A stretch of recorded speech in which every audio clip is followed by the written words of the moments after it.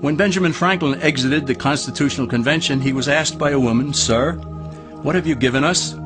His immediate response was, "A republic, ma'am, if you can keep it." Yet most Americans today have been persuaded that our nation's governmental system is a democracy and not a republic.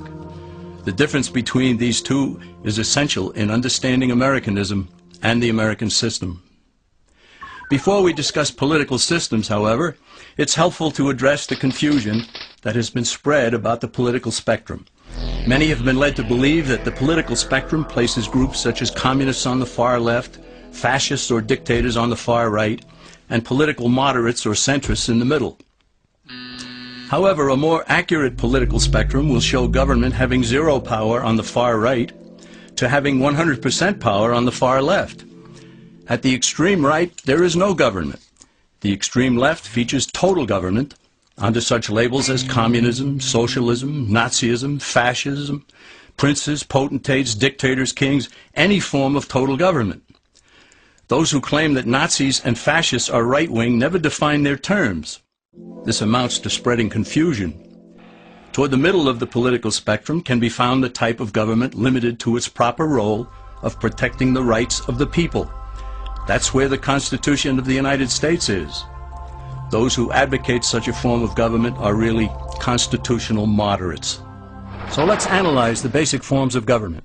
They are monarchy or dictatorship ruled by one, oligarchy ruled by a few, democracy ruled by a majority, republic ruled by law, and anarchy, which is ruled by no one.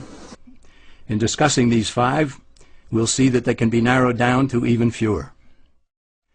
Looking first at monarchy or dictatorship, this form of government doesn't really exist in the practical sense. It's always a group that puts one of its members up front. A king has his council of nobles or earls, and every dictator has his bureaucrats or commissars, the men behind the scenes. This isn't ruled by one, even though one person may be the visible leader. It's ruled by a group. So let's eliminate monarchy, dictatorship, because it never truly exists. Oligarchy, which is ruled by a group, is the most common form of government in all history. And it is the most common form of government today. Most of the nations of the world are ruled by a powerful few, and therefore oligarchy remains. At the other end, we find anarchy, which means without government. Some people have looked over history and found that many of its worst crimes were committed by governments, so they decided that having no government might be a good idea. But this is a mistake, because as the ancient Greeks stated, without law there can be no freedom. Our founding fathers agreed and held that some amount of government is a necessary force in any civilized, orderly society. In a state of anarchy, however, everyone has to guard life, liberty, and property, and the lives of family members. Everyone must be armed, and movement is severely restricted because one's property has to be protected at all times. Civilized people have always hired someone to do the guarding, a sheriff, a police force, or some branch of government. Once law enforcement was in place, the people were freer. They could leave their property, work in the fields, and so on. In short, the proper amount of government makes everyone freer. There are some who advocate anarchy, however, not because they want no government, but because they don't like what they have. They use anarchy as a tool for revolutionary change. The condition of anarchy is very much like a vacuum where something rushes in to fill it. These calculating anarchists work to break down the existing government with rioting, killing, looting, and terrorism. Tragically, the people living in such chaos often go to those best able to put an end to it and beg them to take over and restore order. And who is best able to put an end to the chaos? The very people who started it.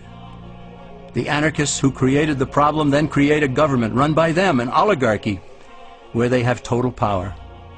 This is exactly what happened in Russia that led to Lenin taking total power, and in Germany, where Hitler's brown shirts created the chaos that brought him to power. But anarchy isn't a stable form of government. It's a quick transition from something that exists to something desired by the power-hungry. It's a temporary condition, and because it isn't permanent, we eliminate it as well. The word democracy comes from two Greek words, demos, meaning people, and kratein, meaning to rule. Democracy, therefore, means the rule of the people, majority rule. This, of course, sounds good, but suppose the majority decides to take away one's home, or business, or children. Obviously, there has to be a limit. The flaw in democracy is that the majority isn't restrained. If more than half the people can be persuaded to want something in a democracy, they rule. What about republic? Well, that comes from the Latin, res meaning thing, and publica meaning public. It means the public thing, the law. A true republic is one where the government is limited by law, leaving the people alone. America's founders had a clean slate to write on. They could have set up an oligarchy. In fact, there were some who wanted George Washington to be their king. But the Founding Fathers knew history, and they chose to give us the rule of law in a republic, not the rule of a majority in a democracy. Why? Let's demonstrate the difference in the setting of the Old West. Consider a lynch mob in a democracy. 35 horseback riders chase one lone gunman. They catch him, and they vote 35-1 to hang him. Democracy has triumphed, and there's one less gunman to contend with. Now consider the same scenario in a republic. The 35 horseback riders catch the gunman and vote 35-1 to hang him. But the sheriff arrives, and he says, "You can't kill him. He's got his right to a fair trial." So they take the gunman back to town. A jury of his peers is selected, and they hear the evidence and the defense, and they decide if he shall hang. Does the jury even decide by majority rule? No, it has to be unanimous, or he goes free. The rights of the government aren't subject to majority rule, but to the law. This is the essence of a republic. Many Americans would be surprised to learn that the word democracy does not appear in the Declaration of Independence or the U.S. Constitution, nor does it appear in any of the constitutions of the 50 states. The founders did everything they could to keep us from having a democracy. James Madison, rightly known as the father of the Constitution, wrote in essay number 10 of the Federalist Papers, "Democracies have ever been spectacles of turbulence and contention, have ever been found incompatible with personal security or the rights of property, and have in general been as short in their lives as they have been violent in their deaths." Alexander Hamilton agreed, and he stated, "We are a republican government. Real liberty is never found in despotism or in the extremes of democracy."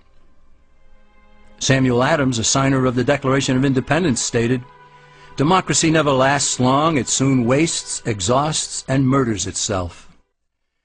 The founders had good reason to look upon democracy with contempt, because they knew that the democracies in the early Greek city-states produced some of the wildest excesses of government imaginable. In every case, they ended up with mob rule, then anarchy, and finally tyranny under an oligarchy. During that period in Greece, there was a man named Solon who urged creation of a fixed body of law not subject to majority whims. But where the Greeks never adopted Solon's wise counsel, the Romans did. Based on what they knew of Solon's laws, they created the 12 tables of the Roman law, and in effect built a republic that limited government power and left the people alone. Since government was limited, the people were free to produce, with the understanding that they could keep the fruits of their labor. In time, Rome became wealthy and the envy of the world.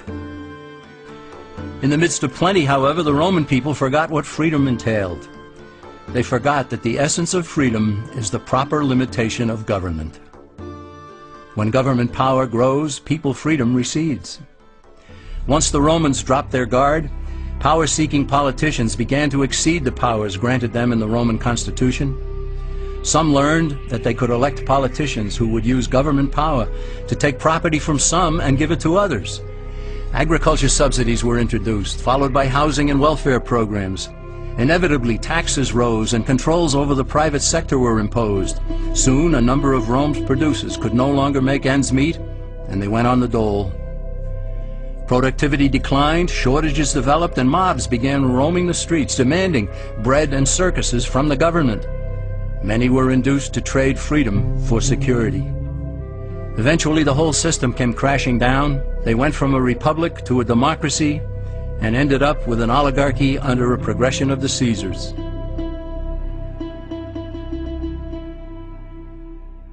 Thus, democracy itself is not a stable form of government. Instead, it is the gradual transition from limited government to the unlimited rule of an oligarchy. Knowing this, we as Americans are ultimately left with only two choices. We can keep our republic, as Franklin put it, or we will inevitably end up with an oligarchy, a tyranny of the elite.